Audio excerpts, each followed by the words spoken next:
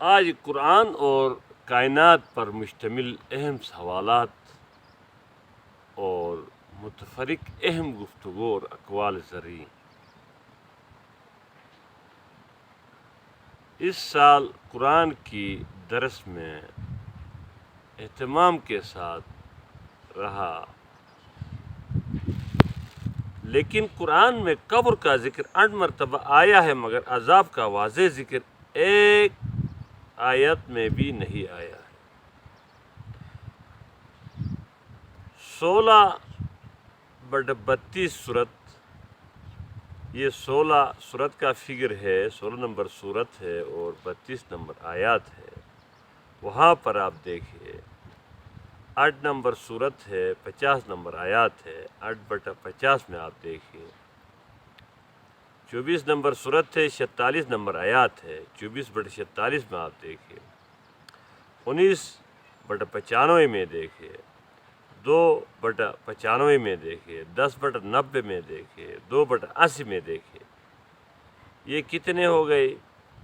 ان میں ذکر ہے لیکن عذاب کا واضح ذکر نہیں ہے۔ ایک اہم سوال ہے، اگر ہم قرآن سے لاپرواہ ہو کر مرے تو حضور صلی اللہ علیہ وسلم خود شکایت کریں گے۔ یہ آیات نمبر 30 ہے اور صورت نمبر 25 ہے۔ 25/30 میں آپ دیکھیں، اگر قرآن کو آج دیکھو تو ہم مسلمان 99% قرآن سے لاپرواہ ہے، اور اس لاپرواہی کی حضور صلی اللہ علیہ وسلم خود شکایت کریں گے قیامت کے دن۔ یہ آیات نمبر 30 اور صورت نمبر 25 میں آپ دیکھیں۔ قرآن کا علم حاصل کرنا استقامت کا ذریعہ ہے۔ آدمی کی سب سے بڑی جو اللہ کی طرف سے حکم آئی انسان کے لیے، کائنات کا عظیم ترین انسان کے لیے، وہ کیا؟ فاستقم کما امرت، استقامت۔ نبی پاک خود فرماتے کہ بڑھاپا اس سورۃ ہود کی وجہ، سورۃ ہود کی یہ آیات ہے کہ استقامت اختیار کرو۔ تو استقامت قرآن کے بغیر نہیں آ سکتا۔ ہمارے اندر سے استقامت اڑ چکی ہے، جس کی مین وجہ کیا ہے کہ ہم بالکل قرآن سے لاپرواہ ہیں۔ کفر سے بیزاری پہلے، پھر ایمان اور عمل۔ قبول ایمان ہے، ہدایت ہے، اس کا متضاد ہوا ہے۔ اس بات پر آپ ریسرچ کرو، پھر آپ کو پتہ چلے گا کہ اپنے زندگی کی برے حالات کسی سے شیئر نہ کریں۔ ہم اپنے برے حالات کو شیئر کرتے ہیں، ورنہ دوسرا آپ سے بیزار ہو جائے گا۔ شیئر کرنے سے فائدہ کچھ بھی نہیں ہوگا، نقصان آئے گا۔ جو آپ کی بہترین تاثر رکھتا ہے اور آپ کے لیے تن من دینے کے لیے تیار ہے، تو وہ بھی آپ سے بیزار ہو جائے گا اور آپ کی تاثیر ضائع ہو جائے گا۔ جو ایک ساکھ بنی ہوتی ہے وہ ضائع ہو جائے گا، اور آپ کی بات کو کوئی سنجیدگی سے نہیں لے گا۔ آپ کی بات کو کوئی بھی سنجیدگی سے نہیں لے گا۔ مایوس وہ ہوتا ہے جو اللہ کو مانتا ہے لیکن اللہ کی نہیں مانتا۔ مایوسی کی مین وجہ کیا ہے کہ ہم اللہ کو تو مانتے، اللہ کی نہیں مانتے، تو وہ تو مایوس ہونا ہی ہے۔ اللہ کی ماننے والے کی سوچ پر شیطان اٹیک نہیں کر سکتا، کیونکہ گمان اور ڈپریشن کا بڑا تعلق ہے۔ جس کی حقیقت سے کوئی تعلق نہیں ہوتا، اس کی سوچ یہی ہوتا ہے کہ فلاں نے یہ کیا، فلاں نے وہ کیا، پھر وہ دنیا کی چیزیں دیکھنے لگتا ہے۔ اس بات پر ریسرچ کرو، غور فکر کرو، کیونکہ یہ جو ڈپریشن کا تعلق گمان کے ساتھ، گمان کے ساتھ، وہ دعا قبول ہو جائے تو خوش ہوتا ہے کہ خدا نے میری مرضی پوری کر دی۔ اگر دعا قبول نہ ہو تو وہ بھی اور بھی زیادہ خوش ہو جاتا ہے کہ خدا نے اپنی مرضی پوری کر دی۔ جو اللہ کی مانتا ہے، جو اللہ کی مانتا ہے، وہ اس طرح ہے، اپنی مرضی پوری کر دی۔ اللہ کی طرف سے آزمائش آپ کی نفسیات کو مضبوط کرنے کے لیے آتے ہیں۔ جو ہماری زندگی میں آزمائشیں آتی ہیں ہماری نفسیات کو مضبوط کرنے کے لیے آتے ہیں۔ اس کا حوالہ قرآن کی سورت نمبر 2 آیات نمبر 155 میں اس کی شرح دیکھیے۔ تاریخ قرآن میں مایوس صرف شیطان تھا۔ قرآن کی تاریخ میں مطالعے سے یہ علم آتا ہے کہ مایوس صرف شیطان تھا۔ ابن عباس رضی اللہ تعالیٰ عنہ نے اس لیے فرمایا تھا کہ جس کے دل میں قرآن کا کوئی حصہ نہ ہو تو اس کی مثال ویران گھر کی، یعنی اس میں ڈپریشن کی جرثومے ہوں گے، کیونکہ ویران گھر میں تو قسم قسم کی کیڑے، زہریلے سانپ وغیرہ ہوتے ہیں۔ تو ویران گھر میں تو جس کے مطلب پہ قرآن نہیں ہے، قرآن کا فہم اور قرآن کا مفہوم اس کے دماغ دل میں نہیں اترا تو اس کے دل میں کیا اتریں گے؟ جرسی میں گندی سوچیں، حسد کہنا، حرص، نفرت، ایسی چیزیں جو ہے اس کے اندر گھسیں گی۔ اس لیے ویران گھر کا مثال دیا، کیونکہ وہ لوگ دوسروں سے توقعات رکھتے ہیں جن کے دل قرآن کی روشنی سے خالی ہو، جو دوسروں سے مادیات پر یقین رکھتے ہیں اور شخصیت پرستی کی شرک کرتے ہیں، وہی کرتے ہیں جن کے دل میں قرآن کی روشنی نہیں ہوتی، اندھیرا ہوتا ہے۔ علامات ڈپریشن: بے اعتمادی، چڑچڑاپن ہو جانا، فیملی سے اور فرینڈ سے رابطہ خراب ہو جانا، مرنے کی تمنا، زندگی سے نفرت، کبھی انتہائی محبت، امید ختم ہو جانا، زیادہ ہو جانا، زیادہ کھانا، سر درد ہونا، مسل میں پین ہونا، شکایت کا ہونا۔ حضور صلی اللہ علیہ وسلم جو حدیث کا مفہوم ہے کہ جو خدا کی نہیں مانتا، جو قرآن کی روشنی اپنے دماغ اور دل میں نہیں لیتا، اس کے لیے یہ بیماریاں لائق ہوتی ہیں۔ یہ بیماریاں کس کے لیے لائق ہوتی؟ ان کے لیے لائق ہوتی ہیں جو قرآن کی روشنی سے دور ہوتے ہیں۔ قرآن افراد اور قوموں کے نفسیات کی پی ایچ ڈی، ہر بڑے سوال کا جواب ہے۔ قرآن میں جو ہے ہر بڑے سوال کا جواب ہے اور پی ایچ ڈی ہے۔ قوموں کے، افراد کے نفسیات پر پی ایچ ڈی ہے۔ قرآن کوئی عام علم نہیں ہے۔ ہر قسم کے جذبات کا حل قرآن سے ملے گا۔ آپ کو کوئی جذبات تنگ کر رہا ہے، کوئی سوال تنگ کر رہا ہے تو آپ قرآن فہمی کے ساتھ قرآن کا مطالعہ کریں گے تو حل ملے گا آپ کو۔ اللہ کی نعمت ظاہر ہو تو پر یہی اللہ چاہتا ہے۔ خدا کے نظام کے ساتھ خیر کثیر آپ کو دی گئی ہے۔ اے نبی، اس کے ساتھ صلح ہو جائے، یعنی قرآن کے ساتھ آپ کا دشمن بے نام و نشان ہو جائے گا۔ یہ صورت انا اعطینا سورۃ کوثر جو ہے اس کی وہ جو میں نچوڑ بیان کرتا ہوں، یعنی قرآن کے ساتھ صلح ہو جائے، متصل ہو جائے۔ جب کوئی انسان قرآن کے ساتھ صلح ہو جاتا ہے اور قرآن کے ساتھ جڑ جاتا ہے تو اس کے دشمن بے نام و نشان ہو جائے۔ یہ قرآن کا فارمولہ ہے۔ سورۃ کوثر میں آپ دیکھیں، ایک کوثر کا مفہوم ہے، جو قرآن کے ساتھ متصل ہوتا ہے تو اس کے جو دشمن ہوتے ہیں وہ بے نام و نشان ہو جاتے ہیں۔ اگر اس قرآن کے قانون کو لے کر نظام سے جڑ جائے اور قربانی دے تو وہ شخص کبھی ابتر نہیں ہو سکتا۔ ابتر میراتی یعنی کہ بے وارث، لاوارث نہیں ہوتا۔ اس کے دشمن بے نام و نشان ہو جاتے ہیں۔ یہ خلاصہ ہے کوثر کا۔ جو لالچ اور طمع کا توے پر چڑھتا ہے ہمیشہ جلا دیتا ہے۔ طمع کا توا ہمیشہ اس کو جلا دے گا۔ خوددار بندہ قدرت کا شاہکار ہے۔ ہماری خیال وجود میں بھی ایک بڑی طاقت ہے۔ ہماری جو کہ وجود ہے اس میں ایک بہت بڑی طاقت ہے، مگر اپنے سوچ کو اس لیول پر لے جائے۔ اپنی جو سوچ ہے، انسانی ایک سوچ ہے، ایک اندر سے ایک وزڈم ہوتی، اس کو اس لیول پر لے جائے سوچ کو کہ وہ چیلنج کو قبول کرنے کے قابل ہو جائے، یعنی مقابلے کو قابل کرنے کے قبول سوچ آپ اپنا اندر لیتے ہیں تو آپ کامیاب ہو جاتے ہیں۔ ناکامی کی مین وجہ یہ ہے کہ ہم اپنے آپ کو مقابلے کے لیے، چیلنج کے لیے نہیں قبول کرتے ہیں۔ لیٹتے ہیں بس، مایوس ہوتے ہیں۔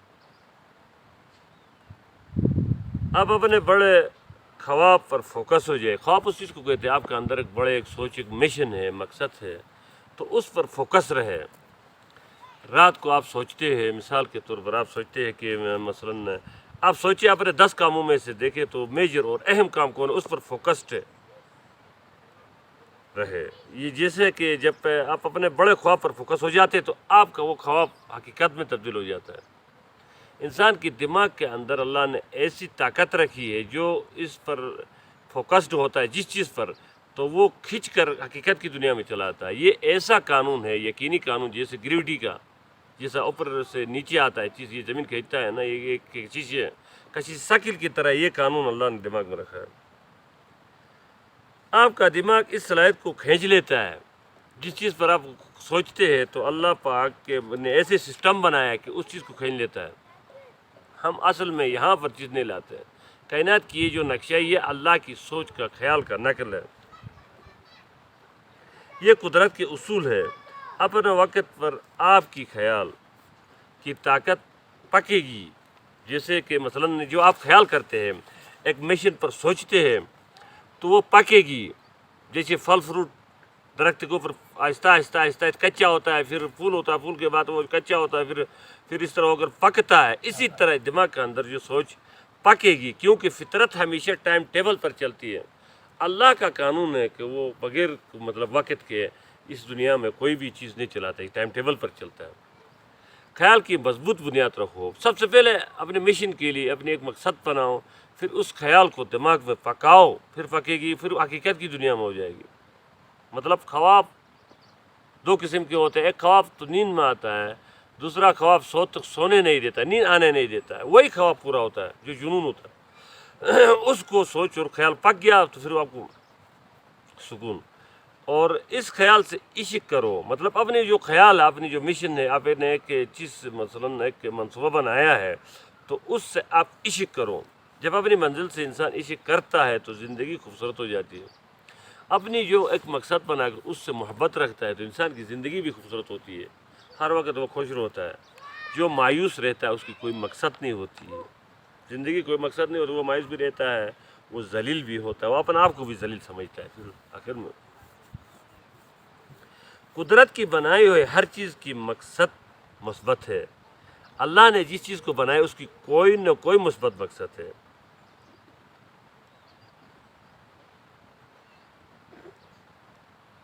جب نظام قرآن کی ہوگی، جیسے بچے بچے میں جرات پیدا ہوگی۔ اس کی مثال یہ ہے کہ جیسے جو ابو جہل کو قتل بچوں نے کیا، کم سن بچوں نے ابو جہل کو قتل کیا، جرات آتی ہے۔ قرآن کا نظام نہیں ہے، اس لیے لوگ مایوس ہیں، اور غریب غریب تر ہوتا جاتا ہے اور امیر امیر تر ہوتا جاتا ہے۔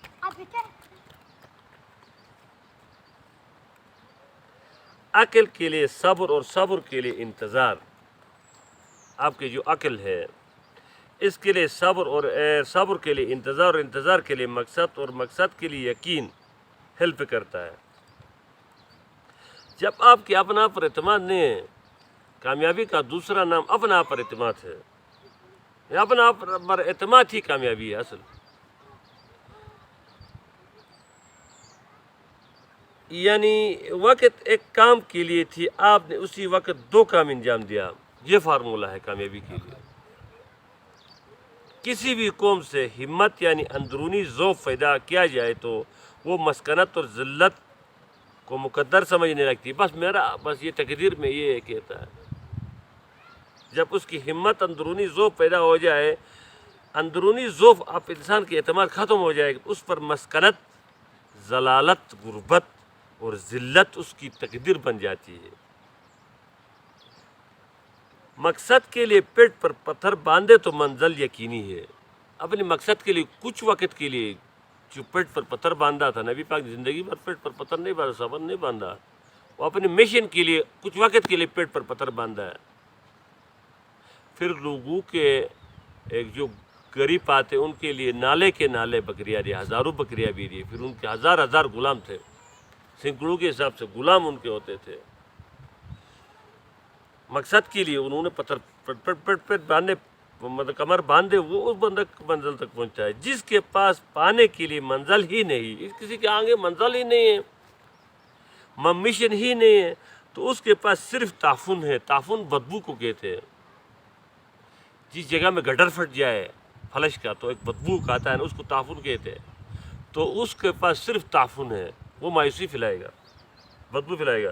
وہ شخص معاشرے کے لیے بوجھ ہے، وہ پورا معاشرے کے لیے ایک بوجھ ہے، کرب ہے، تکلیف ہے. ہم نے اقرار نامے پر دستخط کر کے آئے ہیں، اللہ کے اقرار نامے پر دستخط کر کے آئے ہیں، خدا کی عہد الست کے معاہدے پر کہ ہم انعام کے طور پر جنت کا سیارہ لیں گے، نیچے زمین کی سیارہ پر سادگی سے جنت کا نظام بنا کر. جیسے جنتان کا معنی یہ ہے کہ اس دنیا کو بھی جنت بنانا ہے اللہ نے. جب انسان اپنی وہ جو اقرار کیا اللہ کے ساتھ، تو وہ اگر اقرار کو یاد کرے اور اس پر عمل کرے تو خدا لم یزل کی دست قدرت تو زباں تو ہے، یقین پیدا کر اے غافل کے مغلوب گما تو ہے. مگر توازن یہاں پر نافی تھے، جس کی وجہ 999,000 میں سے کنٹریکٹ پر معاہدہ بھول گئے.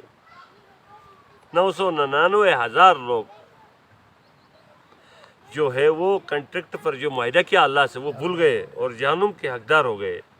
جیسے بنو قریظہ کے لوگ حضور صلی اللہ علیہ وسلم کے معاہدے پر عمل نہ کر کے 700 جوان قتل ہوئے. نبی علیہ السلام نے قتل کرو کہا. معاہدہ پر جو وعدہ کر کے زبان کر کے اس پر عمل نہیں کرتے تو نبی صلی اللہ علیہ وسلم بھی کیا کرتے؟ ان کو قتل کرواتے. حضور صلی اللہ علیہ وسلم کا پانی دیں گے فرشتے اس لیے روکیں گے انہوں نے معاہدہ پر عمل نہیں کیا ہے. حضور صلی اللہ علیہ وسلم جب حوض پر پانی دیں گے نا، مگر فرشتے روکیں گے کہ یا رسول اللہ اس نے معاہدہ کر کے کسی کے ساتھ معاہدہ کر کے عمل نہیں کیا ہے. جب نبی صلی اللہ علیہ وسلم پانی دینے کے لیے ہاتھ بڑھائے تو فرشتے کہیں گے کہ اس نے کسی کے ساتھ معاہدہ کر کے معاہدہ پورا نہیں کیا. ہم معاہدے کو پورا نہیں کرتے. جن لوگوں کو دین اسلام کی قانون نافذ کرنے کا غم نہیں تھا، یہی کہیں گے. وہ کیا کہیں گے؟ یہی کہیں گے کہ جن لوگوں کو دین اسلام نافذ کرنے کا غم نہیں تھا تو اس لیے کیونکہ وہ جو معاہدہ کیا تھا اس کا الٹا کیا ہے. صرف اسلام کو پسند کرنے والے تھے، یہ صرف اسلام کو پسند کرنے والے تھے، دین اسلام کے قانون نافذ کرنے والے نہیں تھے، صرف اسلام کو پسند کرنے والے تھے. یہی فرشتے کہیں گے اپنا الگ قانون بنایا تھا، اپنا انسانی قانون بنایا تھا، وہ لوگ جنت میں کیسے جا سکتے یار. فرعون کی خوف سے دریائے نیل پر بہانے والے بچے کی محنت پر اسی دریا میں فرعون خود غرق کر دیا گیا. جہاد میں ظاہری شکست ایک طرح کی فتح ہوتی ہے اور فتح کا دروازہ کھلتی ہے. پہلے دور میں زمین کے لیے جنگ ہو رہی تھی، دوسرے دور میں انڈسٹری کا مقابلہ ہوا. یہ دنیا میں 3 دور آئے اور تیسرے دور میں اب جو ہے ڈیٹا پر مقابلہ ہو رہا ہے. مسئلے حل کرنا شروع کرو، مسئلوں کو تخلیق نہ کرو. یہ فارمولہ تجھے بڑے مقام تک لے جائے گا. ذمہ داریوں سے بڑھ کر ذمہ داریاں پورا کرنا شروع کرو. یہ اصل چیز یہ ہے. موقع کا انتظار مت کرو. موقع بیج کی طرح ہوتی ہے، بیج کی طرح ہے. جیسے بیج زمین میں ڈالتے تو فصل نکلتا ہے، زمین میں ڈالتے درخت نکلتا ہے. چھوٹے مواقع سے فائدہ اٹھاؤ پھر درخت بن جائیں گے. چھوٹے چھوٹے مواقع سے بھی فائدہ اٹھاؤ پھر وہ جو مواقع جو ہے وہ درخت بن جاتے ہیں. اپنی باڈی لینگویج یعنی اپنی شخصیت سے آپ لوگوں کو مرغوب مغلوب اور اپنے طرف مائل کر سکتے ہو. جگہ اور مقام کے اسلوب کے مطابق باڈی لینگویج ہے. باڈی لینگویج میں صفائی پہلے نمبر پر ہے، نفاست. وَثِيَابُكَ فَطَهِّرْ، یہ قرآن کی آیت بھی ہے. اس لیے حضور صلی اللہ علیہ وسلم کو خوشبو پسند تھی جو صفائی کا اعلیٰ مثال ہے. جو دکھتا ہے وہی بکتا ہے. زبان کو دماغ کا کانٹینٹ اور الفاظ کا بنتی اور گفتگو کے بیچ میں خاموشی کا سن بامانی ہو جاتا ہے. بیدار دماغ اور پر امید چہرہ کے لیے خطرے سے نکلنے کے دروازے کھل جاتے ہیں. یہ جو 1-2 اقوال میں آپ لوگوں کو پیش کرتا ہوں کیونکہ یہ جو ڈائری ہے فرسٹ ڈائری ختم ہونے والا ہے. وسوسہ ہرگز نہ کرے ورنہ آپ نظروں سے گر جائیں گے. یہ میرے مطالعے کے خاص مواد ہے، آپ کی زندگی بدل دیں گے. یہ ایک پر عمل سے عزم کرنے کے بعد فوراً فیصلہ کر لے. فرقوں کے پروموٹر اپنے فریم کے لیے آیات جمع کریں گے اور احادیث کو نکالیں گے، لیکن حضور صلی اللہ علیہ وسلم اور صحابہ کی سوچ اور ویژن کو نہیں نکالیں گے. جو اپنے دکانوں کو چلاتے ہیں، فرقوں کی دکانوں کو. اس لیے نبی صلی اللہ علیہ وسلم اور صحابہ کے علاوہ کسی سے اپنے شرح صدر نہیں کرے. آنکھیں بند کر کے نہیں مانے نبی صلی اللہ علیہ وسلم کے فلسفے پر سوچنا اور تخلیق کرنا، کیونکہ بند کر دیا گیا ہے. جبکہ شریعت میں نقل ہے، عقل نہیں، اور اسلام میں عقل ہے، نقل نہیں ہے. عقل کی عمر 12 سال سے اوپر ہو جائے، اس کے بعد سوال جواب کا معاملہ شروع ہوتا ہے. جب انسان اپنے بچے سے سوچنا چھین لے، وہ سب سے بڑا ڈاکو اور غبن ہے.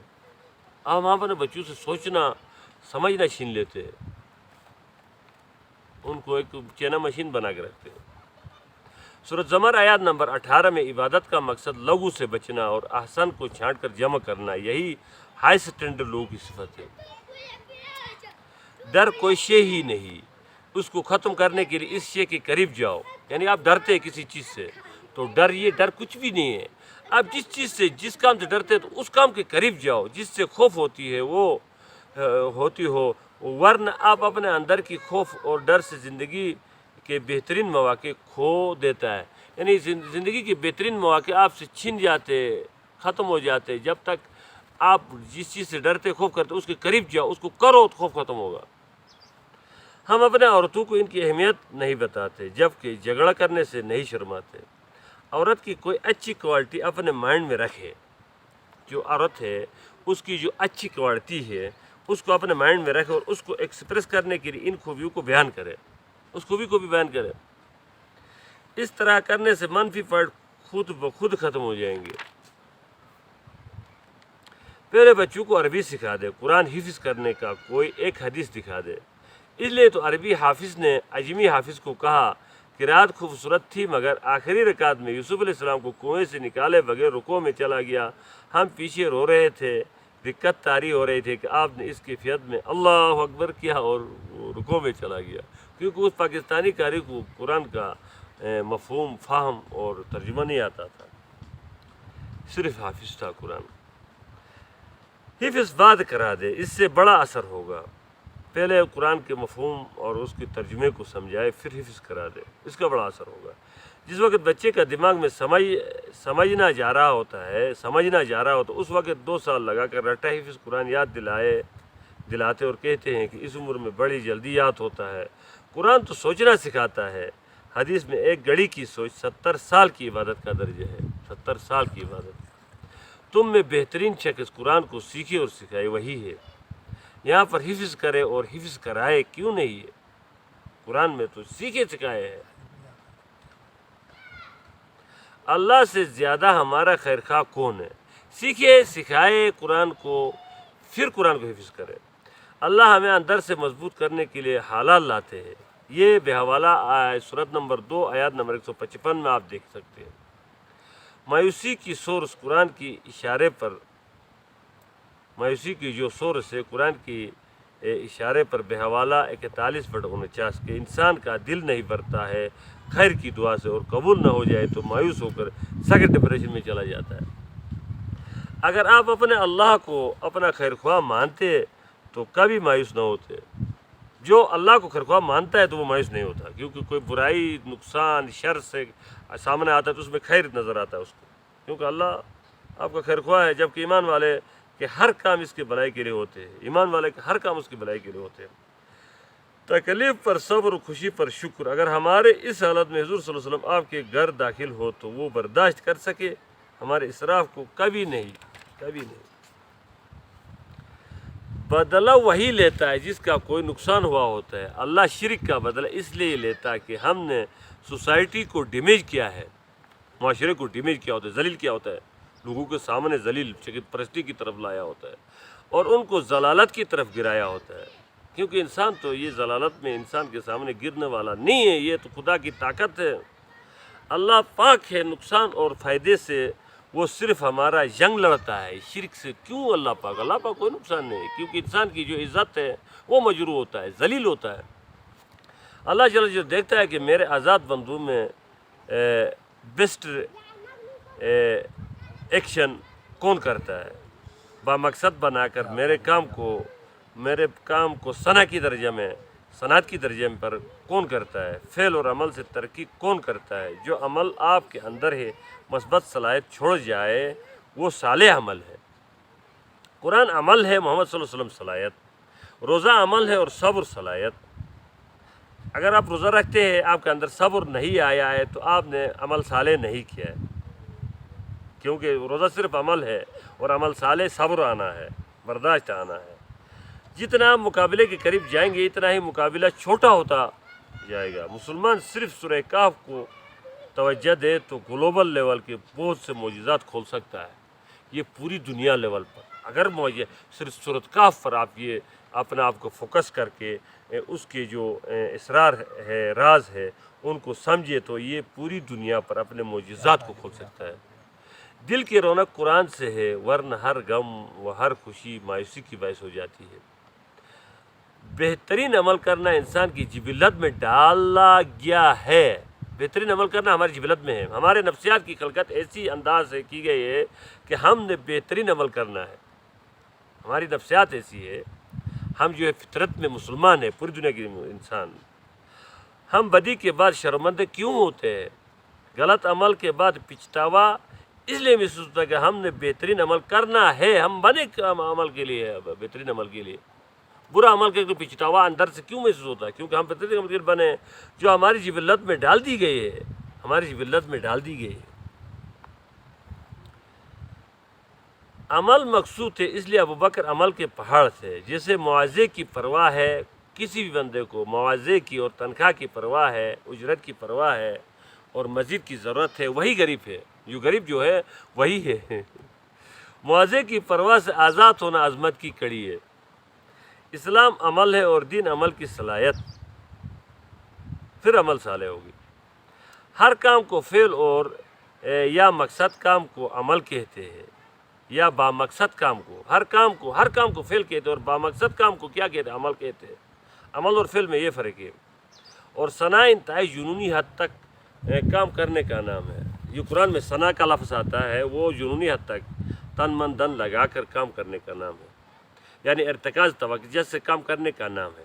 مقصد اور ارادہ دونوں شامل ہو مثبت کام کے لیے تو وہی صالح عمل ہوگی۔ قرآن عمل ہے اور محمد صلی اللہ علیہ وسلم مثبت صلاحیت، پہلے میں نے بتایا تھا۔ اس کی مثال دیکھو، شکر حمد کی ابتدا اور حمد شکر کی انتہا کا نام ہے۔ صحیح مقام پر صحیح چیز کو رکھنے کا نام حمد اور شکر ہے۔ صحیح مقام پر صحیح چیز کو، جس چیز کو جس مقام پر رکھنا چاہیے ادھر رکھنے کا نام کیا ہے؟ حمد ہے، حمد اور شکر ہے۔ یعنی صحیح مقام پر صحیح چیز، صحیح وقت پر صحیح چیز سے نتیجہ حاصل کرنے کا نام ہے۔ عمل سے پیدا ہونے والی نتائج کا نام حمد ہے۔ یہ جو عمل پر جو ذکر ہوا، اسی طرح کے عمل سے پیدا ہونے والے نتیجے کا نام حمد ہے۔ عملی حمد میں حیات موجود ہے، یعنی شکر عمل ہے اور حمد نتیجہ ہے۔ شکر کرو حمد کرو کہتے ہیں نا، ہم شکر کریں گے تو حمد نتیجہ آ جاتا ہے۔ قرآن کا عالمین سے مراد آپ کے اندر کا عالم مراد ہے، اندر کا اندرونی ایک عالم چل رہی ہے۔ پوری دنیا کے تمام انسان، یہ میرے ساتھ بیٹا ثناء اللہ ہے، اس کی اندرونی کائنات میں اترنا چاہے نہیں اتر سکتا، اس کی الگ کائنات ہے، اس کائنات میں نہیں اتر سکتا، نہ دیکھ سکتا اللہ کے علاوہ۔ یہ عالمین سے مراد یہ اندرونی کائنات کی طرف ہے، یعنی تمہاری اندر کی عالم کیا ہے، کیسا ہے۔ انسان اندرون کائنات کا رب اللہ ہے، اسی اندرون کائنات کا رب کون ہے؟ اللہ ہے۔ لفظ ہدایت با اختیار کے لیے آتا ہے، کیونکہ انسان کو اللہ نے با اختیار کیا ہے، بے اختیار نہیں کہ بالکل بے اختیار نہیں کہ مجبور محض نہیں کیا ہے، بالکل آزاد کے لیے حر اور عبد ممکن ہے کہ آزاد ہو، ممکن ہے کہ غلام ہو۔ قرآن ہمیں عباد کی صورت میں دیکھنا چاہتا ہے، عباد، کل یا عباد، ہر قرآن میں آتا ہے عباد لفظ۔ عمل جز ہے اور اس کا نتیجہ کل ہے۔ مثال روزہ کا بھوکا رہنا جز ہے اور اس کی ذات میں استقامت کا پیدا ہونا کل ہے۔ اگر کل نہ آئی تو عبادت نہیں کی، ٹنگ ٹونگ ہو گیا، بس وہ عبادت نہیں۔ جیسے نماز جز ہے اور بے حیائی سے بچنا کل ہے۔ ہم بے حیائی سے نہیں بچتے، نماز پڑھتے ہیں تو جز سے کل نہیں ہے عبادت کا۔ اگر آپ نے اپنی عبادت کو دیکھنا ہو تو اس کی کل کو دیکھو، کسی کی عبادت کو دیکھنا ہے تو اس کی کل کو دیکھو۔ تلاوت جز ہے اور اس پر عمل کل ہے۔ قرآن کی عبادت تک پہنچنے کے لیے عبادت کی کل اور جز کو سمجھنا ہے. جیسے قرآن میں ہر جگہ میں اکثر جگہ میں اللہ پاک کل یا عباد لفظ لاتا ہے. عبادت تک پہنچنے کے لیے عبادت کی کل کو سمجھ اور جز کو سمجھنا ہے. ہم جز کر رہے ہیں, کل نہیں کرتے. سورۃ بقرہ آیات نمبر 21 لعلکم تتقون اور تفلحون سے کلی عبادت مراد ہے. تتقون اور تفلحون یہ دو لفظوں کا معنی مفسرین نے یہ کیا کہ کلی عبادت مراد ہے, یعنی متقی تحفظ حاصل کرنے والے کو کہتے ہیں. اور سورہ ذاریات آیات نمبر 56 میں دیکھیں اس کا ترجمہ. غفرہ لفظ آتا ہے, ہم کہتے ہیں یا اللہ ہمیں معاف کرو, ہمیں مغفرت کرو. غفرہ یہ لفظ آتا ہے. یہ لفظ کا مطلب و مفہوم دائمی تحفظ ہے. تحفظ کی لباس یعنی لباس تقوی سے یہی مراد ہے. لباس التقوی قرآن میں آتا ہے نا, اس کا معنی کیا ہے؟ یہی ہے غفرہ لفظ کا معنی, یعنی کسی کو وہ چیزیں مہیا کرنا ہے جن کے ذریعے سے اس چیز میں نکھار پیدا ہو جائے, خوبصورتی پیدا ہو جائے. وہ تمام مواقع فراہم ہو جس کے ذریعے سے کمال تک پہنچ جائے. غفرہ کا متضاد ہے اور عفو معافی اور عافیت سے ہے. جیسے حق ہمیشہ دو وجود رکھتا ہے, معنوی اور مادی. مثال سورۃ یوسف آیات نمبر 4 میں شعور اور معنویت میں سجدہ کر رہے ہیں. جیسے خواب دیکھا وہ جو 11 ستارے چاند اور سورج, وہ کیا ہے؟ وہ سجدہ کر رہے ہیں, تو یہ معنویت میں ہے. اور آگے جا کر آیات نمبر 100 میں بظاہر مادی طور پر دیکھا آیا, اس لیے حق کی دو وجود ہے. اب تمام لوگ اللہ کی ربوبیت یعنی مادیت کو تسلیم کرتے ہیں, مگر معنویت کو تسلیم اکثر نہیں کرتے. معنویت کو تسلیم نہیں کرتے کیونکہ وہ حق کے دو وجود کے قائل نہیں ہے. جہاں بھی نبیوں کی مخالفت ہوئی ہے تو الوہیت پر ہوئی ہے اور ربوبیت پر نہیں ہوئی. الوہیت جو ہے یہ معنویت ہے. 3 زمانوں کو ایک ہی وقت میں سفر کرنے والی کتاب قرآن ہے. ہر متقی انسان ہے مگر ہر انسان متقی نہیں ہے. متقی کی ایک مفہوم متلاشی کی بھی ہے. وَوَجَدَكَ ضَالًّا سے مراد متلاشی ہے, اور پھر فَهَدَىٰ سے مراد قرآن ہے. جیسے قرآن کی شروع میں بھی دیکھو ہدی للمتقین ہے, ہدن اور للمتقین ہے. تو ہر متلاشی حق جو حق کی معنوی اور مادی مطلب سے آشنا ہو اور اس کا متلاشی کو قرآن ہدایت ہے, یہ شرط ہے. الف لام میم ذالک الکتاب لا ریب فیہ ھدی للمتقین ہے. اور اوپر جا کر نبی علیہ السلام کے بارے میں وَوَجَدَكَ ضَالًّا فَهَدَىٰ ہے, یعنی آپ متلاشی تھے تو ہم نے قرآن کو نازل فرمایا. نیچے کیا ہے؟ متقی ہے تو قرآن کی ہدایت ہوگی. تو متقی کا معنی کیا ہو گیا؟ متلاشی کے. جو متلاشی ہوتا ہے اسے اللہ ضرور ہدایت دیتا ہے. اور مغضوب میں غضب کا مطلب یہاں عدل کی عدم سے غضب خدا کا مستحق مراد ہے.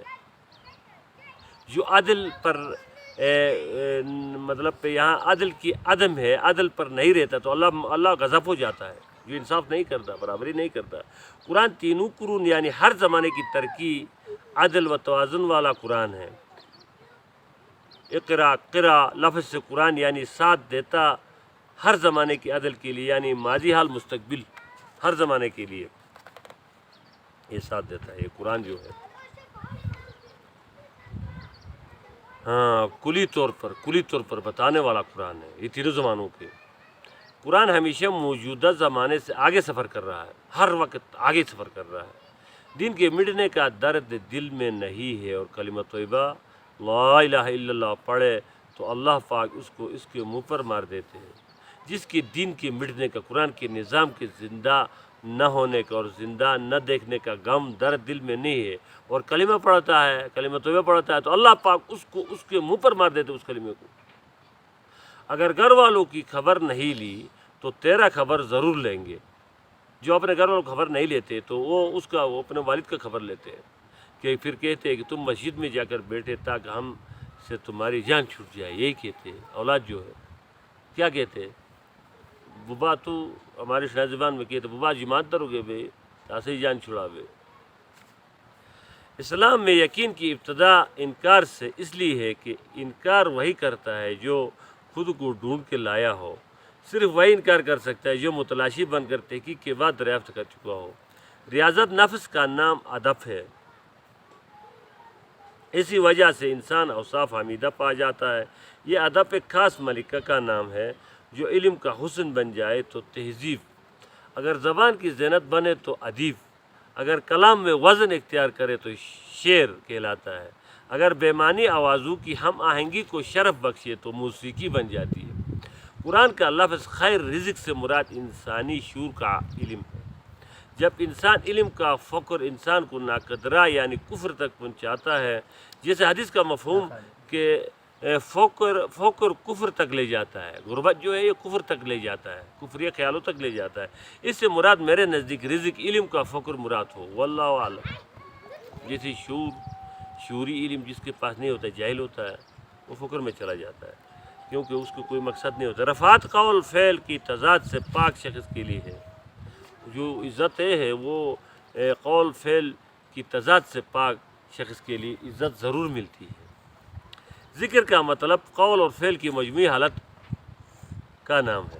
انسان کی سب سے بڑی تعظیم اس کا کائنات میں یہ ہے کہ انسان کو خود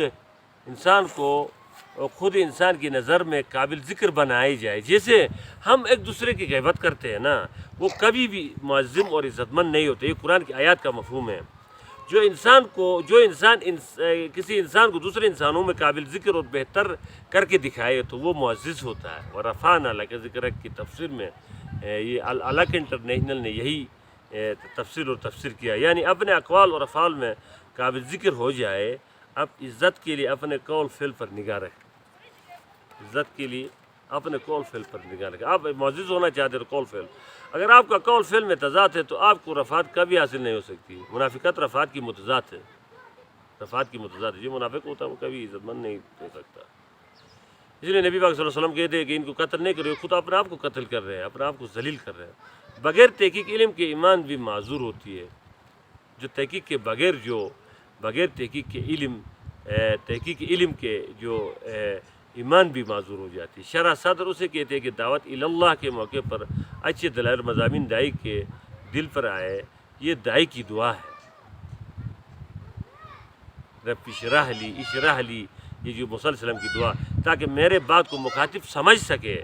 رب اشرح لی صدری ویسر لی امری واحلل عقدۃ من لسانی، اس کا یہ مطلب ہے کہ میرے بات کو مخاطب سمجھ سکے اور میری جھجک جلے، ہیزیٹیشن ختم ہو اور میں بلا جھجک بیان کر سکوں، ہیزیٹیشن کا خاتمہ ہو جائے۔ اور بہترین ساتھی بھائی کے علاوہ کوئی نہیں ہوتا، اس لیے موسیٰ علیہ السلام نے اپنے کام میں ذمہ دار وزیر اپنے بھائی کو بنانے کے لیے دعا فرمائے۔ خدا کی نعمتوں کا چرچا کرنا حقیقی ذکر ہے، اللہ کی جو نعمتیں ہیں ان کا چرچا کرنا سب سے بڑا ذکر ہے۔ قول بھی قرآن اور فعل بھی قرآن، یہی افضل ذکر ہے۔ انسان کو انسان کی نگاہ میں بلند کیا جانا انسان کی سب سے بڑی تکریم ہے۔ علم پر یقین کے لیے عمل لازمی ہے، عمل ذریعہ ہے۔ معلومات کو علم یعنی سمجھ میں، یقین میں منتقل کرنے کا نام سیلف ویریفیکیشن عربی یہ انگلش لفظ ہے، یعنی کامیابی اور پاکیزگی کا واحد حل ہے۔ ہم ہر وقت اپنے اہل و عیال کو قابو کرنے کے لیے کامیابی حاصل نہ کر سکے، جس کی وجہ سے سیلف ویریفیکیشن نہیں ہوا ہے۔ ہم دوسروں کو پاک کرنے کی کوشش کرتے ہیں لیکن اپنے آپ کو کوشش نہیں کر رہے ہیں۔ اس کے لیے بڑے عظیم مخلوقات کے مشاہدہ کے بعد گواہ رکھتا ہے اللہ پاک قسم کھا کر، اور ہمیں کامیابی کی ضمانت دیتا ہے ہر کام میں، کہ جس نے نفس کو زکیا، قد افلح من زکاہا، یعنی کچرے نکالا اندر سے، انانیت کی کچرے ختم کیا، وہی کامیاب ہوا۔ یہ تمام الجھنوں کا حل سیلف ویریفیکیشن ہے، اپنے آپ کو پاکی ہے۔ بصیر زماں یعنی زمانے نفس پر ہاتھ تو مسلمانوں کی ہونی چاہیے تھی، مسلمانوں کی آئی کیو پاور بڑھائے اور سیاست سکھائے، کیونکہ امن توازن کی بنیاد پر آتا ہے، احب الناس الی اللہ انفعہم للناس، حدیث ہے یہ مسلم کی۔ نمبر اس کا ہے 7455۔ مفہوم اس کا یہ ہے، لوگوں کو نفع پہنچانے والے سے اللہ محبت کرتا ہے۔ جو انسانوں کو منافع نہیں پہنچاتا ہے اللہ ان سے کیا محبت کرے گا؟ یہ دوسرا سورۃ لقمان کی آیت نمبر 18 وَلَا تُصَعِّرْ خَدَّكَ لِلنَّاسِ، اور لوگوں سے منہ پھیر کر بات نہ کر، اس طرح ہو کر اپنا آپ کو بڑا بنا کر بات نہیں کرنا ہے، کر کے ان کو پورا توجہ دے کر بات کرنا ہے۔ اس میں سارے انسان آ جاتے ہیں، یہاں دیکھو للناس ہے، یعنی بے رخی سے بات مت کرو، یعنی تکبر اور غرور میں بات لوگوں سے نہ کرو، یعنی اپنا آپ کو بڑی چیز سمجھ کر بات نہ کرنا، یعنی دوسروں کو اپنی بڑائی محسوس کرا کے بات نہ کرنا، یہی مطلب ہے۔ وَلَا تُصَعِّرْ خَدَّكَ لِلنَّاسِ، اس کا مطلب یہ ہے قُولُوا لِلنَّاسِ حُسْنًا، سورۃ بقرہ آیت نمبر 83 میں دیکھو، لوگوں سے بھلی بات کرو، خوشبو آئے آپ کی بات سے، شکر میٹھا رس گلے کی طرح بات کرے۔ یہ حسن لفظ سے بہت سے معنی نکلتے ہیں۔ ان لوگوں سے بھی جن کو تم پسند نہ کرتے ہو، چاہے آپ سے چھوٹے ہو، علم میں، مال میں، سارے نو انسان جس سے آپ انٹریکٹ ہو، ان سے حسن بات کرنا ہے۔ للناس حسنہ کا مطلب یہ ہے۔ دنیا کے تذکرے پر معرفت الہی مدام ہو جاتی ہے۔ اللہ کی جو معرفت ہے، آپ زیادہ دنیا کے تذکرے کرو گے تو مدام ہو جاتی ہے۔ حضور صلی اللہ علیہ وسلم سے ایسی دھیمی بات کرتے ابو بکر کے لوگ راز کی، کیونکہ آواز اتنی نیچی ہوتی تھی، کیونکہ اونچی آواز نہیں ہوتی تھی، لوگ سمجھتے تھے یہ راز کی بات کر رہے ہیں۔ تو نبی صلی اللہ علیہ وسلم کی احادیث اور قرآن پاک اگر پڑھا جا رہا ہو تو اپنے آواز کو اس آواز سے، حدیث کی آواز سے اونچا نہیں کرنا۔ اللہ جل جلالہ نے موسیٰ علیہ السلام کو تجربوں سے گزارا، شہزادے اور بادشاہوں کے ماحول میں رکھا، اور شہزادے کی طرح فرعون کے محل میں رہا، پھر غلامی کے ماحول میں جس میں کتنی ذلت ہے دکھایا، کیونکہ وہ شعیب علیہ السلام کے پاس 10 سال رہے، پھر سفر میں ہر قسم کی سختی سے گزار کر، کیونکہ اس نے کام کرنا تھا آگے، کیونکہ آگے اس کا کام کرنا تھا موسیٰ علیہ السلام کو۔ تو ہر انسان کو اللہ نے اب آگے اگر کام لینا ہو تو اس سے تجربوں سے گزارتا ہے۔ آدمی کا دل دماغ بڑا ہو تو وہی ترقی کرتا ہے، کیونکہ وہ ہر پہلو میں مثبت کو دریافت کرتا ہے، ہر پہلو میں، جسے فإن مع العسر یسرا، إن مع العسر یسرا، ہر پہلو میں، ہر مشکل پہلو میں، ہر گران پہلو میں آسان پہلو ساتھ ہوتا ہے، اس کو پک کرتا ہے۔ وہ مسکین وہ ہے جس کی مومنٹ رک جائے، جو بس لٹ کر ہے، محنت نہیں کرتا، وقت ضائع کرتا، وہی مسکین ہے۔ اسلام کی مزاج میں دنیا اور دین الگ الگ نہیں پڑھایا جاتا ہے۔ اسلام کی مزاج میں دنیا کو الگ، دین کو الگ نہیں پڑھایا جاتا ہے۔ جب انگریز نے مسلمانوں کی سلیبس سے انگریزی شامل کر کے علماء کا خاتمہ کیا، 250 سال پہلے کی درس نظامی کو دیکھے، کیونکہ انگریزوں نے ہمارے تو ڈنڈا ڈال کر گیا ہے نا، ہم سے ہمارا جو ایک نصاب تھا اس کو چھین لیا گیا ہے، دینی علم، دنوی علم کر کے۔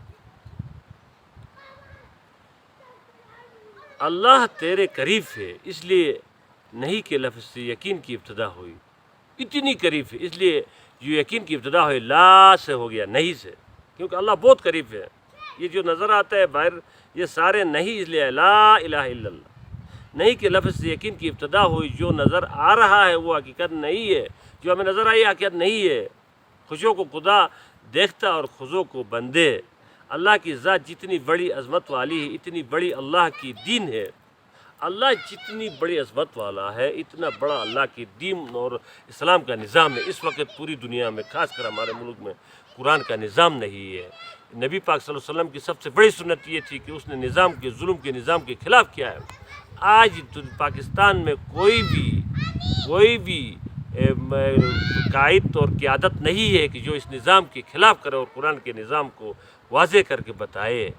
تو اس کے لیے محنت کرنا، تن من دن لگانا، ہر کونوں پر بات کرنا، کمروں میں، حجروں میں بات کرنا ہر مسلمان کا فرض ہے، ورنہ مسلمان کلمہ لا الہ الا اللہ پڑھے گا تو اللہ منہ پر مار دے گا، منہ پر مار دے گا۔ لا الہ الا اللہ پڑھے گا، منہ پر مار دے گا۔ صرف اسلام کو پسند کرنے سے کچھ بھی نہیں بنتا ہے۔ درد، غم، دین مٹنے کا غم ہر انسان کے اندر آ جائے، اگر اس کے ساتھ، اگر اس کا بیٹا بھی نہ دے تو وہ ناکام نہیں ہے۔ جیسے نوح علیہ السلام کا بیٹا نہیں ہے، لیکن نوح علیہ السلام ناکام نہیں ہے۔ ہم نے نظام کے لیے کام کرنا ہے، ہم نے نظام کے لیے کام کرنا ہے۔ والسلام۔